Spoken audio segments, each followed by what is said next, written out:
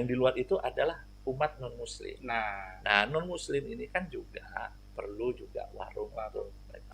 Bisa jadi mereka itu tawuran itu pernah faktor pertama, anak-anak muda ini kan sedang-sedang semangatnya karena tokoh-tokoh agama ini punya tanggung Punya tanggung jawab. jawab penuh. Assalamualaikum warahmatullahi wabarakatuh. Waalaikumsalam warahmatullahi Salam, wabarakatuh. Om Swastiastu, Namo Buddhaya, Salam Kebajikan.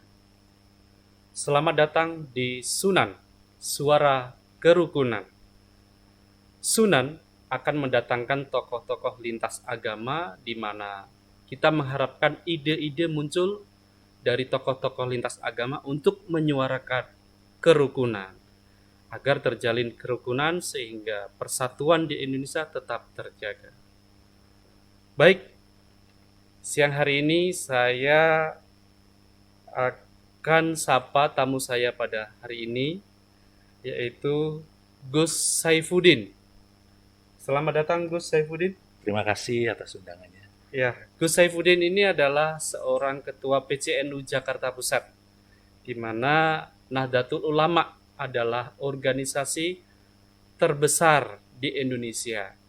Kita sudah mengetahui, tapi bagaimana jejak PCNU di Jakarta Pusat, dan kita akan ngobrol tentang masalah tradisi menjelang Ramadan. Kebetulan sebentar lagi kita akan memasuki bulan Ramadan, maka apa sih yang biasa terjadi di masyarakat?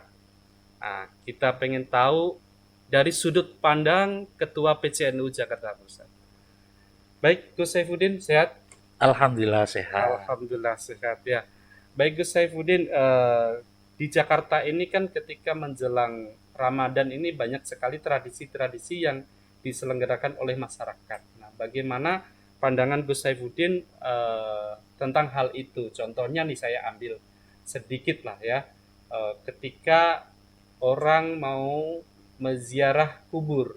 Nah, apa pandangan dari Gus Saifuddin? Apakah ini memang tradisi dari nenek moyang atau memang ada ajaran dari agama untuk melakukan hal itu? Gimana menurut Ya, Gus? terima kasih sebelumnya atas undangannya dan saya menyambut positif kegiatan ini dan sukses untuk FKUB agar Terima kasih. hal ini terus berlanjut menjadi sebuah media silaturahmi komunikasi dan memberikan informasi yang bermanfaat kepada seluruh umat beragama khususnya di Jakarta Pusat. Amin. Mengenai tradisi sebelum Ramadan khususnya warga Betawi dan warga Jakarta kita kenal dengan istilah munggahan ya. Ya, betul. Dan itu kita menyambut positif tentunya karena di NU itu adalah punya sikap yaitu merawat tradisi dan beradaptasi pada hal-hal yang modern. Dan merawat tradisi adalah tradisi-tradisi yang memang itu tidak bertentangan dengan agama, tapi justru tradisi itu memperkuat agama itu sendiri. Seperti yang dilakukan oleh masyarakat Jakarta itu hal-hal positif. Munggahan itu bisa dilakukan semacam satu contoh berkunjung Berkunjung ya ya. bersilaturahmi kepada sanak keluarga khususnya kepada orang tua. Jadi memasuki suatu bulan suci perlu memang kita melakukan silaturahmi terutama kepada orang tua untuk meminta maaf untuk memasuki suatu bulan yang suci ini.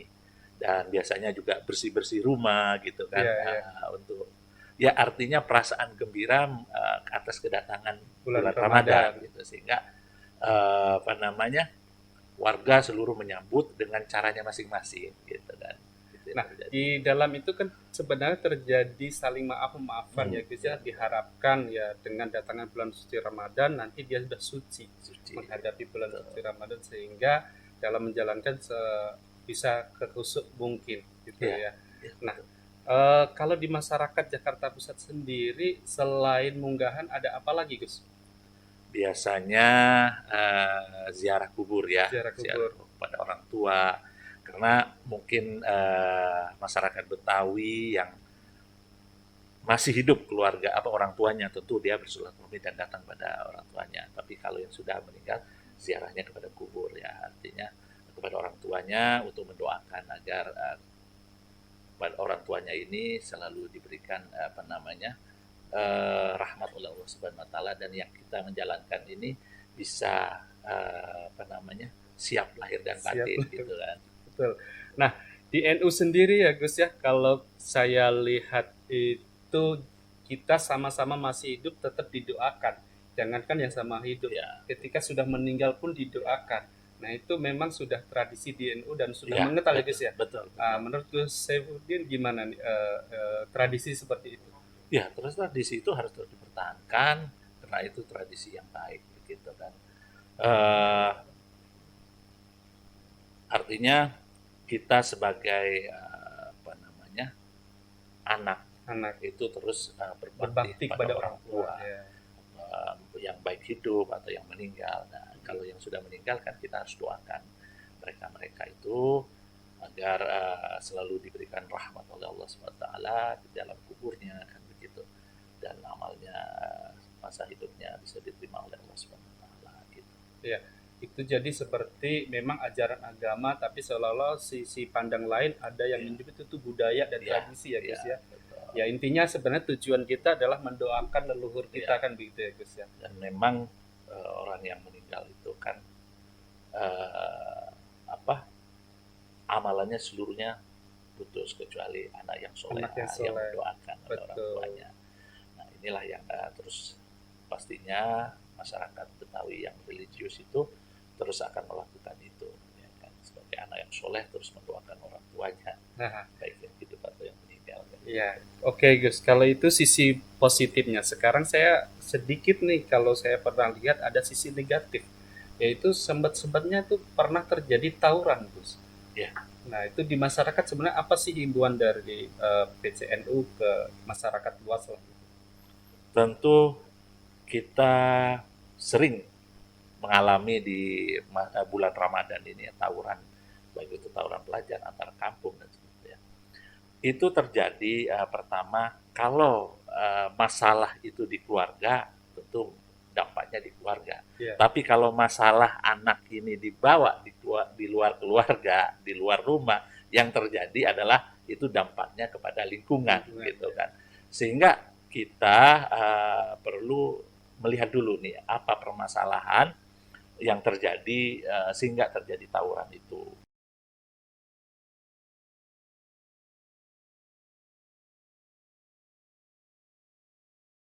Untuk eksis, untuk beraktivitas. Iya. Sehingga pemerintah dan kita semua harus memberi ruang aktivitas yang positif. Kalau ruang aktivitas ini tersumbat, nah itu akan berdampak kepada aktivitas yang negatif. Salah satunya tawuran. Iya. Makanya kita mendorong kepada pemerintah untuk memberikan fasilitas umum. RPTRA diperluas dan dimaksimalkan, kira-kira kegiatan apa yang bisa memberikan kontribusi positif kepada anak-anak muda ini. Dan yang ketiga, tentu kita mendorong juga kepada pihak kepolisian. Iya. Pihak polisi ini harus bisa mendeteksi dini. Oh iya. Dan biasanya kan tawuran ini juga berawal dari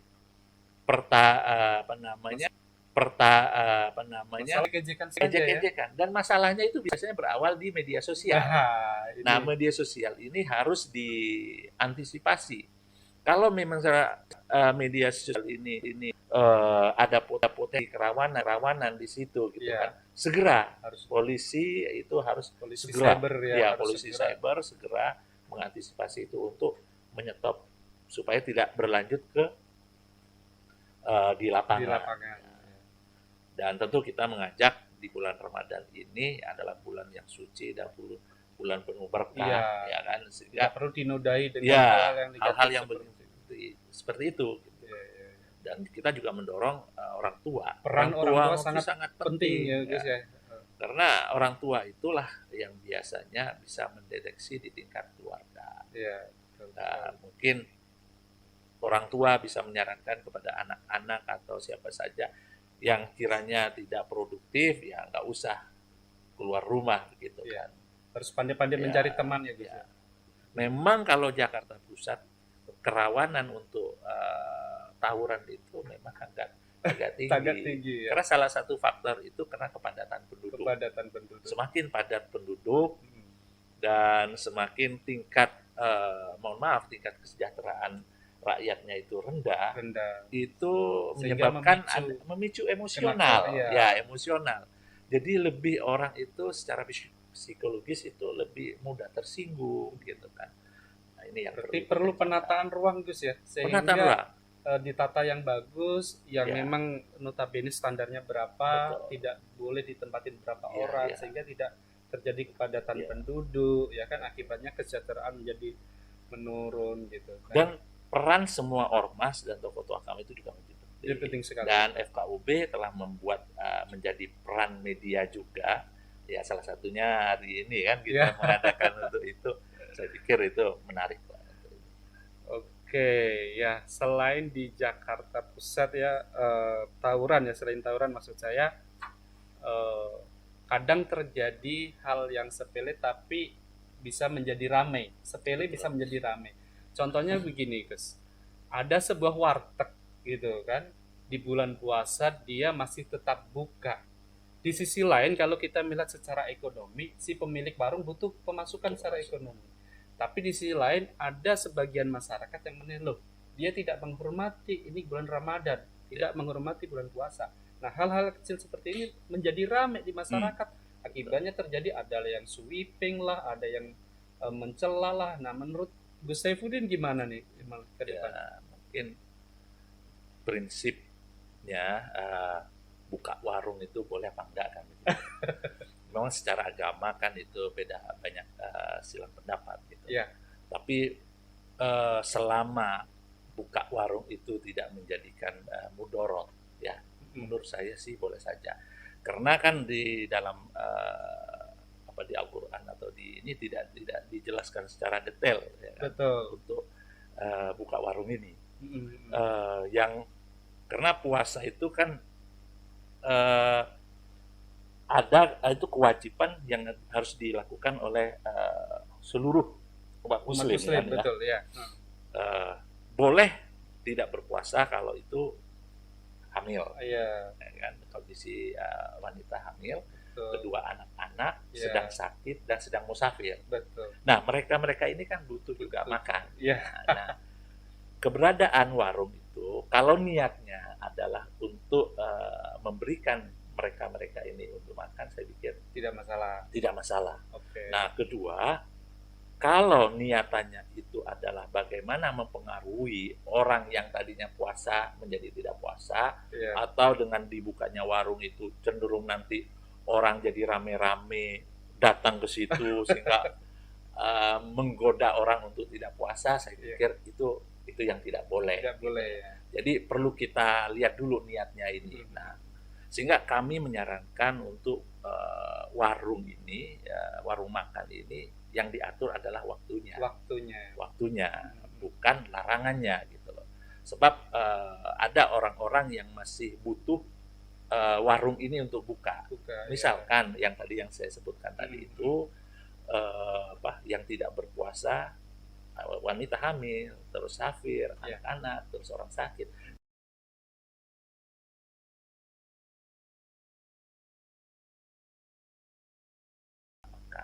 Sehingga perlu diatur aja jamnya dan cara bukanya, jangan sampai vulgar gitu kan. Misalkan begini, saya pertama waktunya dan juga lokasinya. Ya. Jadi lokasinya kalau di situ tuh dekat sekolahan yang sekiranya mengundang untuk orang ini tidak berpuasa gitu, sebaiknya jangan. Gitu. Jadi diatur pertama itu waktu dan lokasi. Yang ketiga adalah kalaupun tetap membuka harus tetap menjaga kehormatan bulan puasa. Ya jangan vulgar gitu kan, mentang-mentang tidak ada larangan terus dibuka terus orang. Jadi saya menghimbau juga kepada warga yang tidak berpuasa, dalam hal ini warga non muslim, untuk tetap menghormati, menghargai kita yang sedang puasa. Dan bagi yang puasa juga, saya pikir juga tidak boleh terlalu berlebihan juga menyikapi ini, sehingga ada sweeping orang warung yang siang-siang dibuka. harus di sweeping, itu pun juga nggak boleh gitu. Kenapa? Kita berpuasa itu juga harus juga bisa menahan diri. Kan salah satu esensi puasa kan menahan diri dari hawa nafsu. Dan justru kalau saya ada godaan begitu, ujian godaannya ujian kita ujian gitu ya, kita kuat apa tidak gitu. Betul. Yang penting itu. Intinya di situ sebenarnya ya. Karena namanya kita udah berpuasa, apapun digoda ya kita tetap teguh gitu kan dengan puasa gitu kan, tidak tergoda dengan yang ada gitu, apalagi sampai sweeping. Dan di sisi lain juga si warung butuh ekonominya, pemasukan ya kan, karena dia usahanya itu. Ya memang betul kata Gus Saifuddin bahwa perlu diatur waktu sama lokasi. Yang penting intinya sebenarnya saling menghormati antara yang puasa dengan yang tidak puasa. Insya Allah itu tidak jadi hal yang menjadikan rame gitu. Gus Saifuddin, 2024 tinggal berapa hari lagi sebenarnya kalau kita melihat situasi perkembangan politik, apalagi sekarang ya kan, Kepres sudah ditandatangan, DKI Jakarta sudah tidak akan lagi menjadi sebuah ibu kota, kita akan pindah ke Kalimantan, dan di 2024 itu kalau kita lihat situasi nasional maupun di DKI Jakarta khususnya juga akan ada pemilu, pilpres dan pilkada. Tentunya kedepannya ini bisa dikatakan tahun politik 2024. Bahkan sekarang sudah ada nih ya perkembangan dari ketua parpol yang sebenarnya walaupun meminta penundaan pemilu, tetapi sebagian masyarakat juga harus menghormati konstitusi. Nah, ini bagaimana standing point dari NU Jakarta Pusat sendiri menurut Gus Saifuddin? Menarik ini. Ada dua hal sih yang Bapak tanyakan tadi. Satu sisi adalah soal Jakarta ini. Tentu kita sebagai warga Jakarta merasa sedih tentunya ditinggalkan ibu kota negara yang tadinya kita ini sebagai warga di ibu kota negara, tiba-tiba sekarang kita sudah bukan ibu kota negara lagi. Nah, tentu kita tidak boleh harus larut kesedihan itu. Kita harus tetap menatap masa depan itu. Dan kita percaya bahwa masa depan itu adalah milik bagi mereka-mereka yang mau bermimpi dan berharap dan tetap optimis menatap masa depannya. Kita ingin mengajak seluruh komponen termasuk di FKUB untuk menatap masa depan Jakarta. Meski tidak jadi ibu kota negara, Jakarta secara historis telah menjadikan kota ini dalam sepanjang sejarah menjadi ibu kota. Tentu kita mendorong agar Jakarta ini tetap menjadi sebuah kota yang istimewa atau khusus, walaupun tidak menjadi ibu kota negara, tapi khusus dalam perdagangan dan bisnis, ekonomi, jasa, perdagangan, pendidikan, dan kesehatan. Yang kedua, kita mendorong begini, ini momentum menurut saya. Untuk bicara Jakarta masa depan, tidak cukup hanya Jakarta semata. Perlu kita ajak Bodetabek, kota-kota penyangga ini untuk ikut membicarakan kota ini ke depannya seperti apa. Karena penyangga ini mau tidak mau, dan kita sadari mereka punya penting kontribusi yang besar terhadap Jakarta ke depan. Bicara banjir, bicara kemacetan, bicara sebuah tatanan kota yang saya pikir tidak bisa selesai kalau kita hanya bicara Jakarta saja. Lebih lagi soal budaya dan culture ya kan, emosional. Orang Betawi sekarang ini sudah menyebar di daerah-daerah itu gitu loh. Sehingga bicara Betawi tidak cukup juga di Jakarta. Nah, itulah momentum ini saya ingin dorong Jakarta ke depan. Kita berharap kita jadikan sebuah kota megapolitan city dengan mengajak daerah-daerah penyangga ini. Itu harapan saya gitu kan. Sehingga akan tumbuh ekonomi-ekonomi baru, kota-kota penyangga ini menjadi pusat-pusat bisnis yang pada akhirnya Jakarta bisa terurai, tidak pada satu tempat atau titik di Jakarta saja. Ini kalau enggak akan macet terus gitu kan. Kalau ini tidak diurai ini kan begitulah. Ini saya pikir usulan yang menurut saya perlu kita dorong. kedua adalah soal tahun politik ini, gitu kan. Bagaimana NU menyikapi? Ya, saya pikir tidak hanya NU, dan saya ingin mengajak tokoh-tokoh untuk ikut terlibat dalam artian begini, bagaimana tahun politik ini jangan sampai menjadikan yang tadinya adalah tujuannya baik, ya, mencari sebuah pemimpin yang baik, yang amanah, yang bisa bertanggung jawab dan bisa menjadikan kehidupan itu lebih sejahtera, lebih baik, tapi justru demokrasi itu menjadi perbedaan, itu menajam sehingga kita saling bermusuhan, yang pada akhirnya saling menjadikan Indonesia ini akan rentan untuk pecah belah. Nah, ini yang kita tidak inginkan, gitu loh. Sehingga kita boleh beda, begitu kan, tapi kita harus tetap satu dalam sebuah bingkai negara kesatuan, kebenekaan, dengan menjunjung nilai-nilai kerukunan itu yang harus dibawa oleh FKUB. Karena FKUB punya tanggung jawab itu, gitu kan. Kalau nanti akhirnya demokrasi itu harus menghasilkan kehancuran, kemudorotan, ya apa artinya demokrasi dengan biaya yang cukup tinggi? Itulah yang kita harapkan. Ya, mudah-mudahan proses ke depan itu tetap bisa akan menghasilkan sebuah kepemimpinan yang baik, yang bermanfaat buat bangsa ini, tanpa harus kita menjadikan pecah. Oke, Gus Saifuddin, berbicara tentang masalah pemimpin yang bisa amanah, yang bisa baik.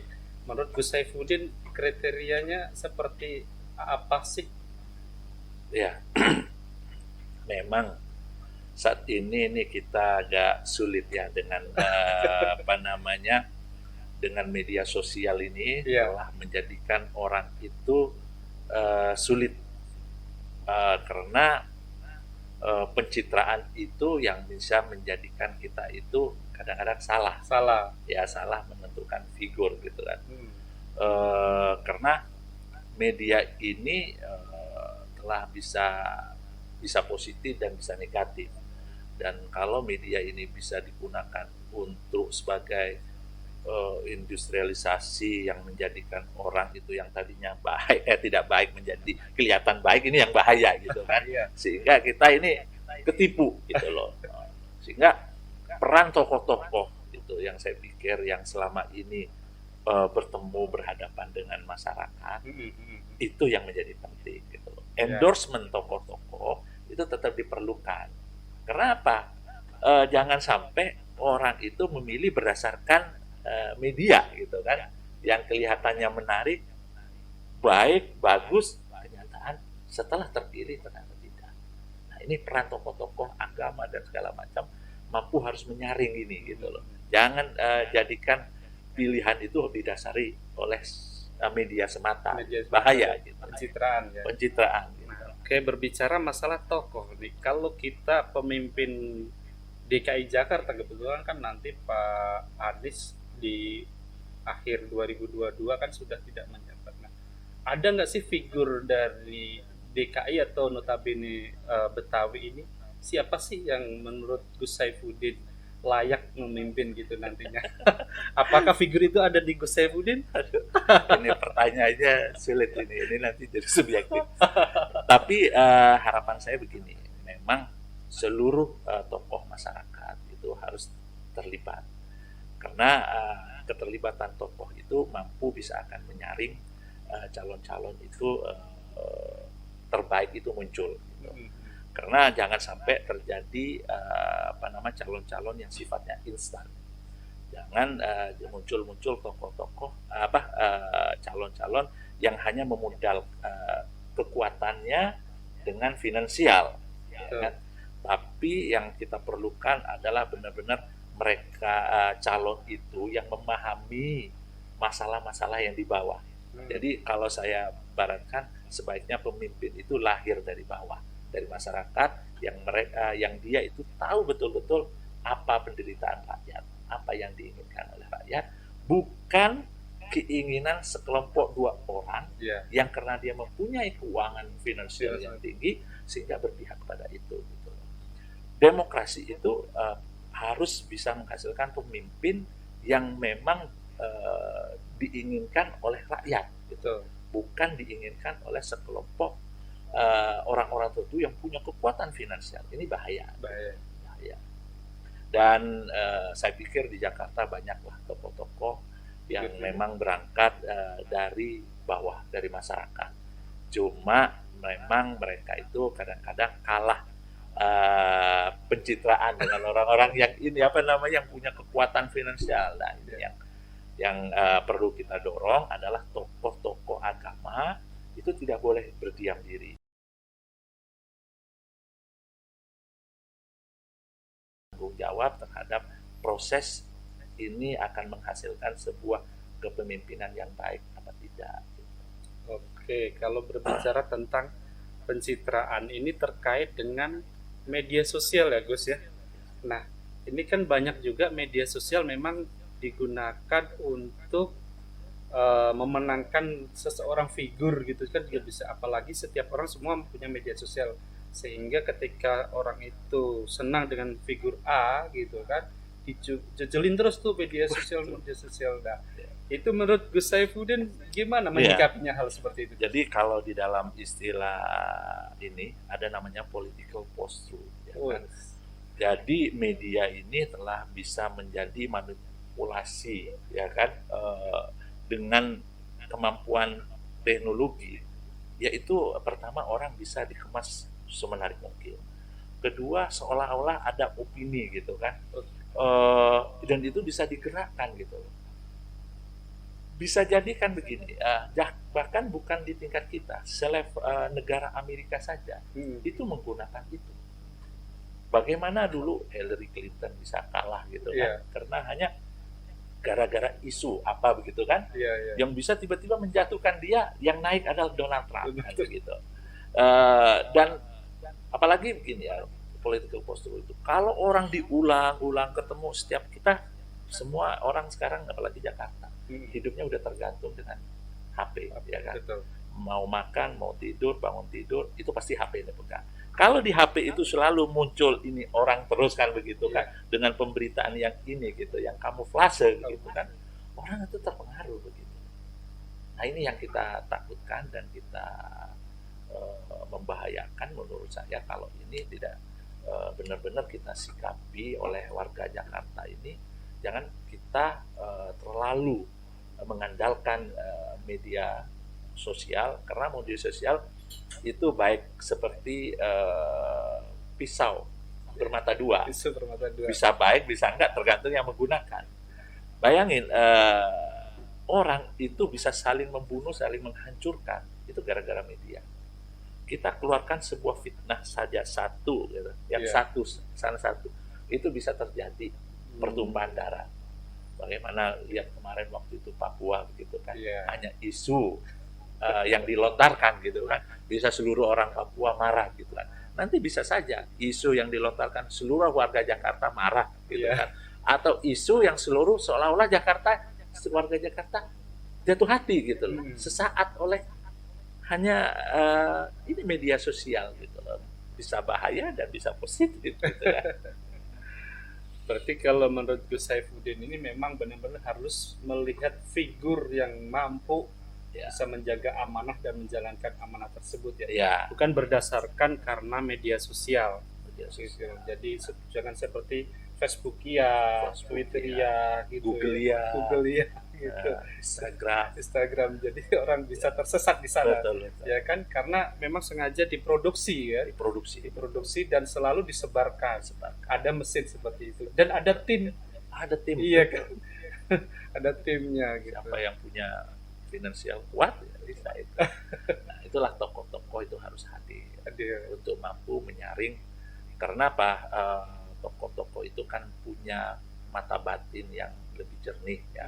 Saya pikir tokoh agama itu harus menjadi peran sentral juga.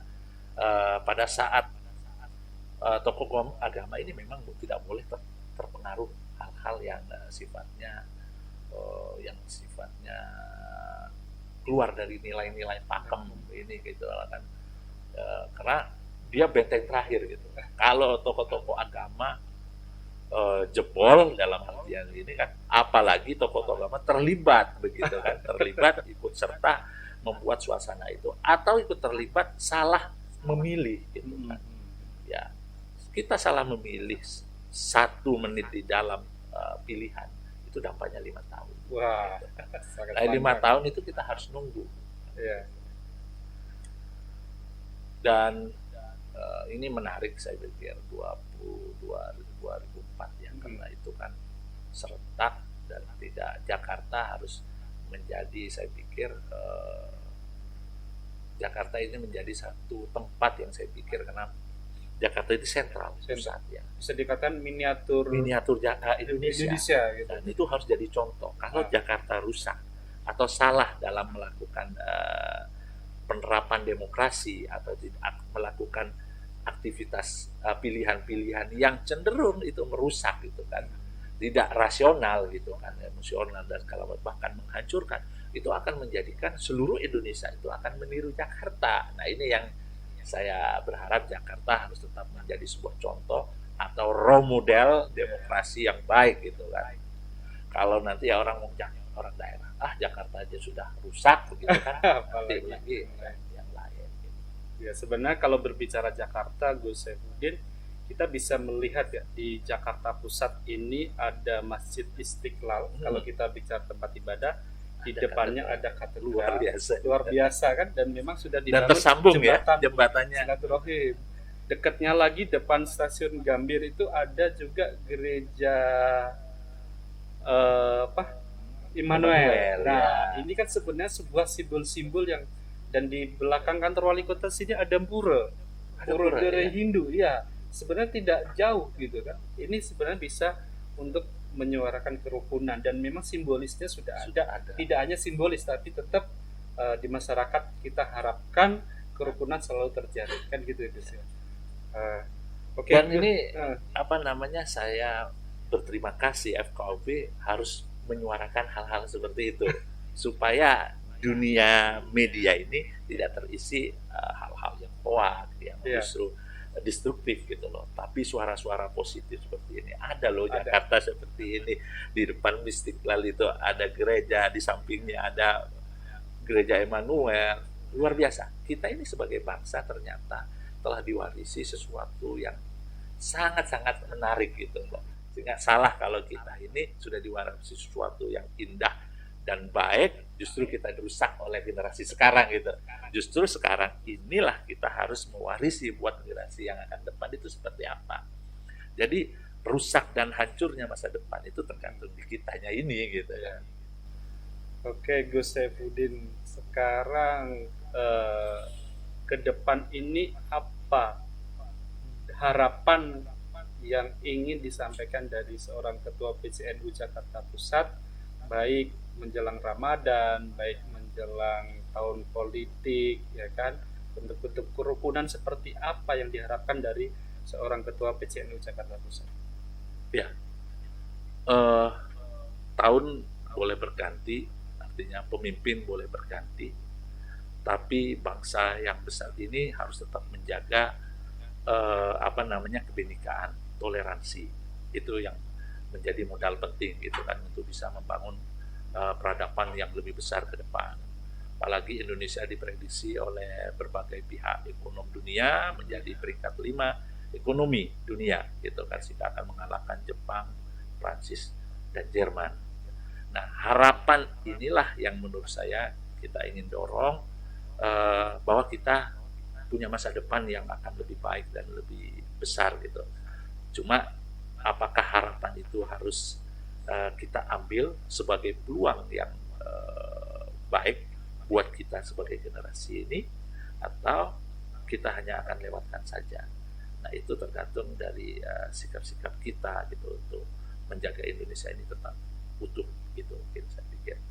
Dan saya tetap berharap bahwa pemimpin yang akan datang itu adalah pemimpin yang benar-benar memberikan sebuah teladan kepada seluruh masyarakat Indonesia, untuk tidak hanya sekedar mengejar kepentingan pribadi dan golongan atau kelompok tertentu.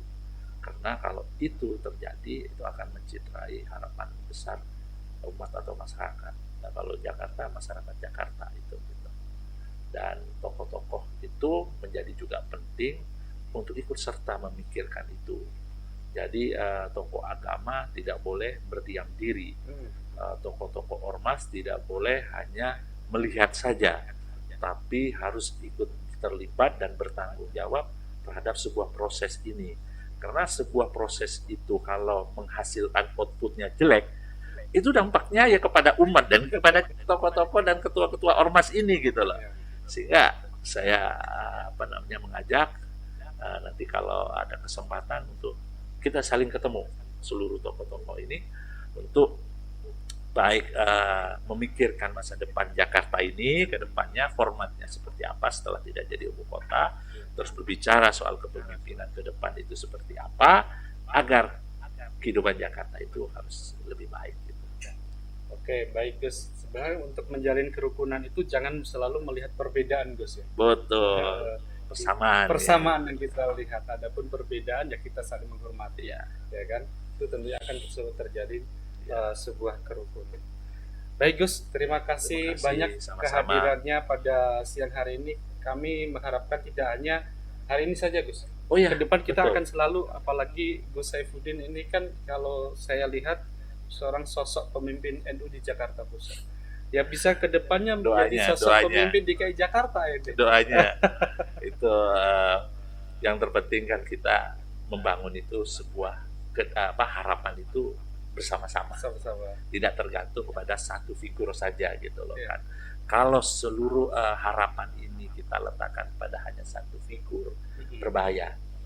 Kalau figurnya nanti ini sedikit meleset gitu, rusak kita. Jadi paling tidak kita semualah ikut bersama-sama bertanggung jawab memikirkan itu, gitu Pak. Ya. Oke, baik Gus, terima kasih atas kedatangannya. Sampai ketemu lagi bersama saya Sukarjan di Sunan Suara Kerukunan. Jangan lupa like, comment, and share di info kerukunan. Wassalamualaikum warahmatullahi wabarakatuh. Waalaikumsalam.